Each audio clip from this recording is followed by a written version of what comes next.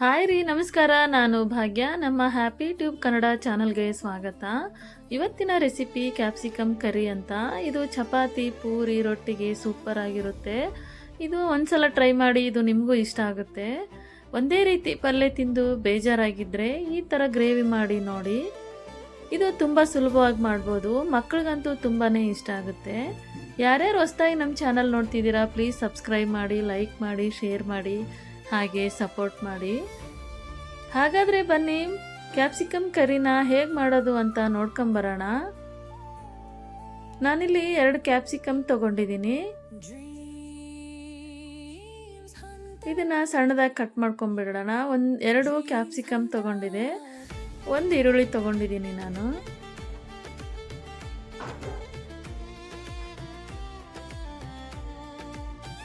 ಈ ಥರ ಸಣ್ಣದಾಗಿ ಹಚ್ಕೊಂಡ್ಬಿಟ್ಟಿದೆ. ಈಗ ಹಂಚಿಟ್ಟಿದೆ. ಇದರಲ್ಲಿ ಒಂದು ಅರ್ಧ ಬಟ್ಲು ಶೇಂಗಾ ಹಾಕ್ತಿದ್ದೀನಿ. ಇದು ನಾರ್ಮಲ್ ಆಗಿ ಹುರ್ಕೊಂಡು ಮಿಕ್ಸಿಗೆ ಹಾಕ್ಕೊಂಬಿಡೋಣ. ಇದು ತರಿಯಾಗಿರಲಿ. ಈಗ 2 ಮೆಣಸಿನ್ಕಾಯಿ ಹಚ್ಚಿದೆಯಲ್ಲ, ಅದನ್ನು ಒಂದು ಬೌಲ್ಗೆ ಹಾಕ್ತಿದ್ದೀನಿ. ಮತ್ತು 1 ಈರುಳ್ಳಿನೂ ಅಷ್ಟೇ ಸಣ್ಣದಾಗಿ ಹಚ್ಚಿರೋದನ್ನು ಹಾಕ್ತಿದೆ. ಮತ್ತು ಮಿಕ್ಸಿಗೆ ಹಾಕಿರ್ತೀವಲ್ಲ ಶೇಂಗಾನ, ತರಿಯಾಗಿರೋದನ್ನು ಅದನ್ನು ಹಾಕ್ಕೊಂಬಿಡೋಣ. ಇದಕ್ಕೆ ಕಸೂರಿ ಮೇಥಿ, ಅರ್ಧ ಸ್ಪೂನ್ ಅರಿಶಿಣ,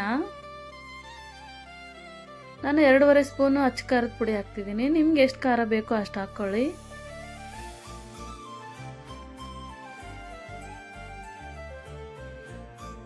ಕೊತ್ತಂಬರಿ ಸೊಪ್ಪು ಹಾಕ್ತಿದೆ. ಈಗ ಇದನ್ನು ಚೆನ್ನಾಗಿ ಮಿಕ್ಸ್ ಮಾಡ್ಕೊಳ್ಳೋಣ. ಯಾಕಂದರೆ ಅದು ಶೇಂಗಾ, ಅರಿಶಿಣ, ಖಾರ ಎಲ್ಲ ಇರುತ್ತಲ್ಲ, ಅದು ಎಲ್ಲ ಮಿಕ್ಸ್ ಆಗಲಿ, ಎಲ್ಲ ಮೆಣಸಿನ್ಕಾಯಿ, ಈರುಳ್ಳಿಗೆ ಮಿಕ್ಸ್ ಆಗಲಿ.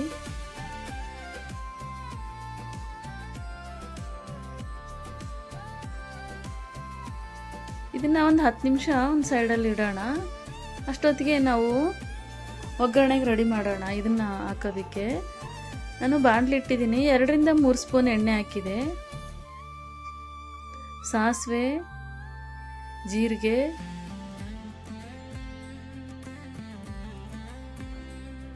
ಮತ್ತು ನಾನು ಒಂದು ಬೆಳ್ಳುಳ್ಳಿ ಗಡ್ಡೆನ ಜಜ್ಜಿ ಹಾಕ್ತಿದ್ದೀನಿ ಇದಕ್ಕೆ. ಮತ್ತು ಕರಿಬೇವು ಹಾಕೋಣ. ಬೆಳ್ಳುಳ್ಳಿ ಫ್ಲೇವರ್ ತುಂಬ ಚೆನ್ನಾಗಿರುತ್ತೆ. 1 ಟೊಮೊಟೊ, ನಿಮ್ಗೆ ಟೊಮೊಟೊ ಬೇಕಿದ್ರೆ ಹಾಕಿ, ಇಲ್ಲಾಂದರೆ ಇಲ್ಲ. ಅದು ನಿಮಗೆ ಇಷ್ಟ ಆದರೆ ಹಾಕಿಲ್ಲ ಅಂದ್ರೆ ನಡೆಯುತ್ತೆ, ಅದೇ ಬೇಕು ಅಂತ ಏನಿಲ್ಲ. ಈಗ ನೋಡಿ, ಇದು ಚೆನ್ನಾಗಿ ಫ್ರೈ ಆಗಿದೆ ಎಣ್ಣೆಲಿ ಟೊಮೊಟೊ. ಈಗ ಇದಕ್ಕೆ ನಾವು ಅದು ಮಿಕ್ಸ್ ಮಾಡಿರ್ತೀವಲ್ಲ, ಅದನ್ನು ಹಾಕ್ಕೊಂಬಿಡೋಣ.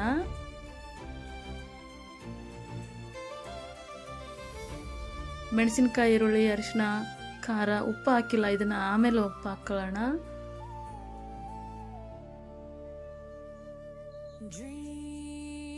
ಚೆನ್ನಾಗಿ ಮಿಕ್ಸ್ ಮಾಡ್ಕೊಂಡ್ಬಿಡೋಣ ಇದನ್ನ.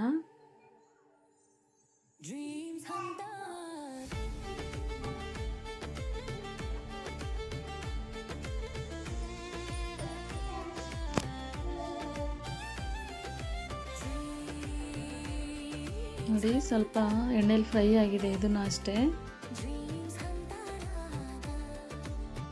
ಇವಾಗ ಇದಕ್ಕೆ ನಾನು 1 ಕಪ್ ಮೊಸರು ಹಾಕ್ತಿದ್ದೀನಿ. ಇದನ್ನು ಚೆನ್ನಾಗಿ ಮಿಕ್ಸ್ ಮಾಡಿ.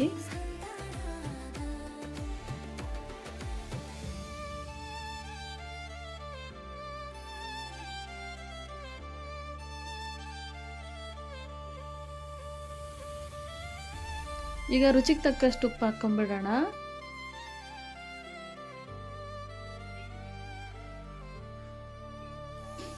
ನೋಡಿ, ಕ್ಯಾಪ್ಸಿಕಮ್ ಕರಿ ರೆಡಿ ಆಯಿತು.